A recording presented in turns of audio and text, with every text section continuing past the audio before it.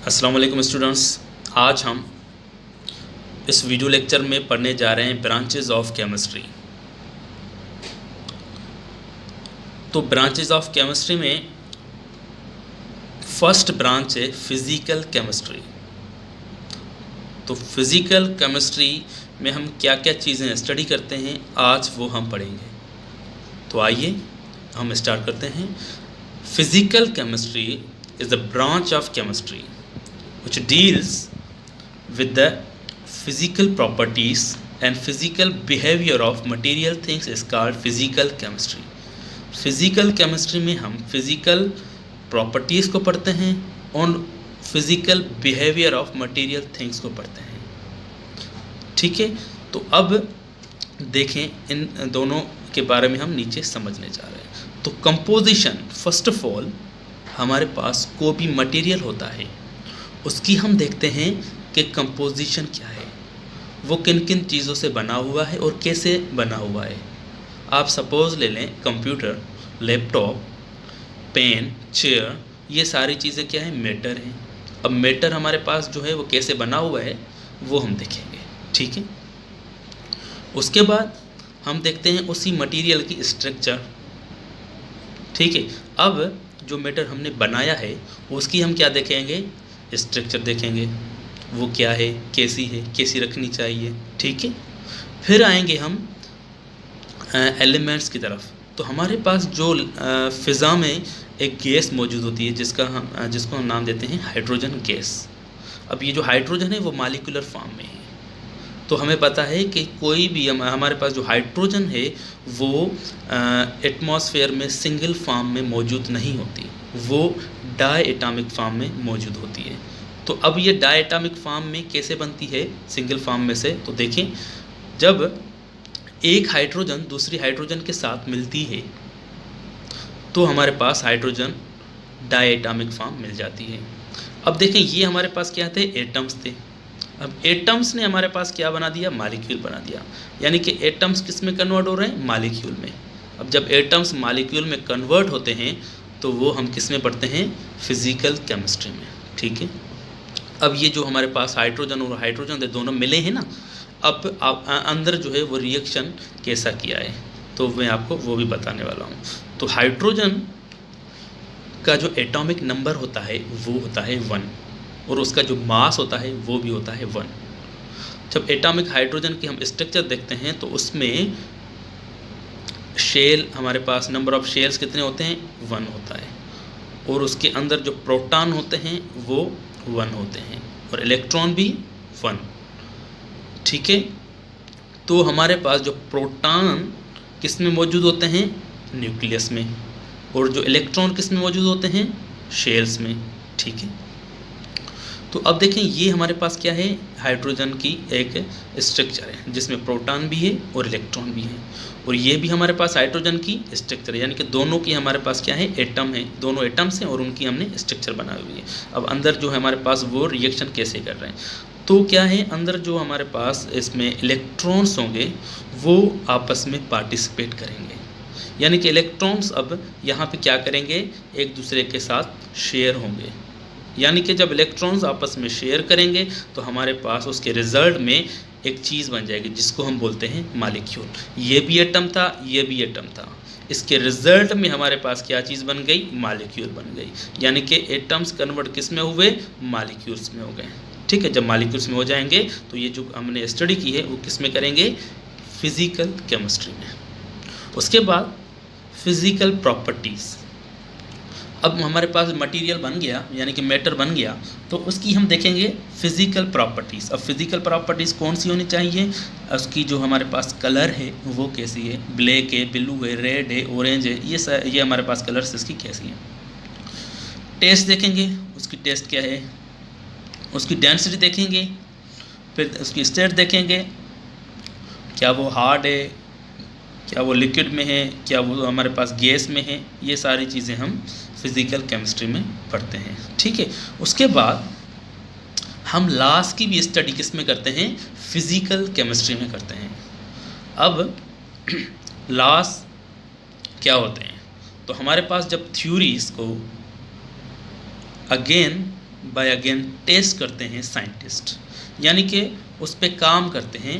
Again एक scientist ने काम किया, फिर दूसरा आया उसने काम किया, फिर तीसरा आया उसने काम किया, फिर चौथा आया उसने भी इस पर काम किया। अब चारों मरतबा उस थ्योरी का जो रिज़ल्ट हमारे पास आया है वो क्या है, सेम आया है। अब जिस सेम आया है तो उसको हम क्या करते हैं, लॉ बना देते हैं, लॉ में तब्दील कर देते हैं। ठीक है, तो जब लॉ में तब्दील हो जाती है तो इन लॉज को हम किस में पढ़ते हैं, फिजिकल केमिस्ट्री में। अब कौन कौन से लॉ हो सकते हैं, law of conservation of mass, Avogadro's law, Charles law, boys law, या हमारे पास डॉल्टन्स लॉ है, ग्राम्स लॉ है। ये सारे लॉज जो हैं उसकी हम स्टडी किस में करते हैं, फिजिकल केमिस्ट्री में करते हैं। ठीक है, उसके बाद E = mc², इसकी भी हम स्टडी किस में करते हैं, फिजिकल केमिस्ट्री में करते हैं। तो E से क्या मुराद है, एनर्जी, M से मास, C से स्पीड ऑफ लाइट। अब एनर्जी मास में कैसे तब्दील होगी, मास एनर्जी में कैसे तब्दील होगा, तो ये भी हम स्टडी किस में करते हैं, फिजिकल केमिस्ट्री में। उसके बाद हम पढ़ेंगे ऑर्गेनिक केमिस्ट्री। ऑर्गेनिक केमिस्ट्री में हम क्या क्या चीज़ें स्टडी करते हैं। ठीक है, तो ऑर्गेनिक जो वर्ड है वो लाइफ से ड्राइव किया गया है।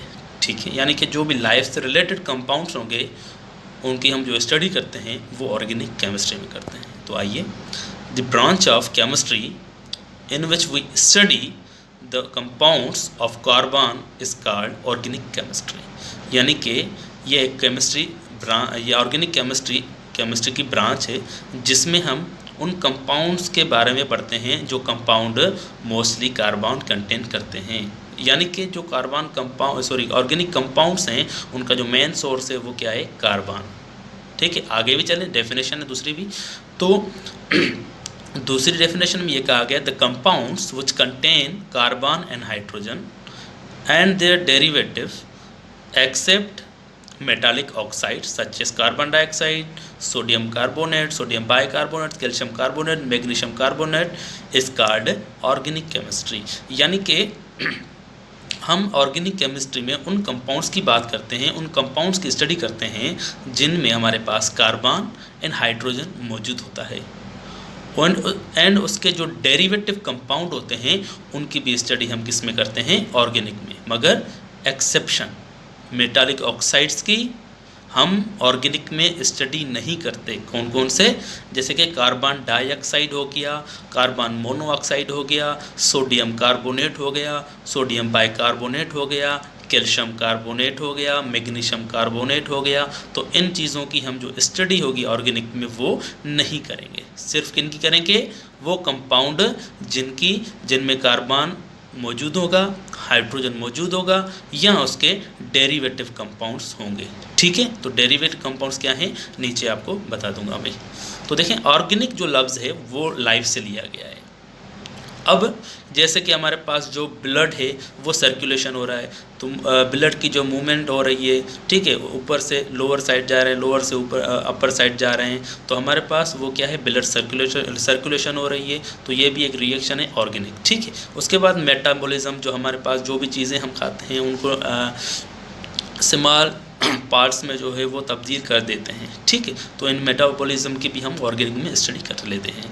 तो उसके बाद हमारे पास क्या है, कार्बन एंड हाइड्रोजन, यानी कि कार्बन और हाइड्रोजन को हम मिला के इनके जो कंपाउंड बोर्ड बनते हैं उनको क्या बोलते हैं, डेरिवेटिव। यानी कि इन कार्बन और हाइड्रोजन की जब मिक्सिंग होती है तो हमारे पास कुछ डेरिवेटिव कंपाउंड बन जाते हैं। जब डेरिवेटिव कंपाउंड्स बन जाएंगे उनकी भी हम किस में स्टडी करेंगे, ऑर्गेनिक में स्टडी करेंगे।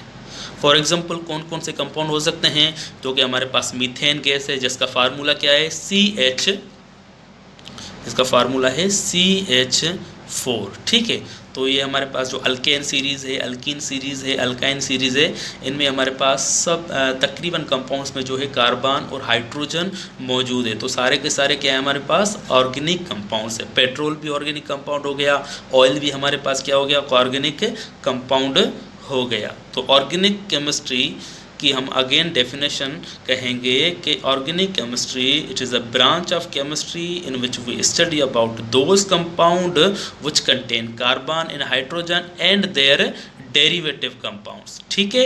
Exception carbon dioxide, carbon monoxide, metallic oxide, calcium carbonate, magnesium carbonate, sodium carbonate, sodium bicarbonate. तो इनकी हम स्टडी जो है, कुछ एक्सेप्शन है उनकी स्टडी ऑर्गेनिक में नहीं करेंगे, बाकी तकरीबन जो भी कंपाउंड्स लाइव से लिए गए हैं उनकी हम ऑर्गेनिक में स्टडी करते हैं। उसके बाद जो नेक्स्ट भी जो लेक्चर होगा उसमें हम पढ़ेंगे इनऑर्गेनिक केमिस्ट्री एंड बायोकेमिस्ट्री।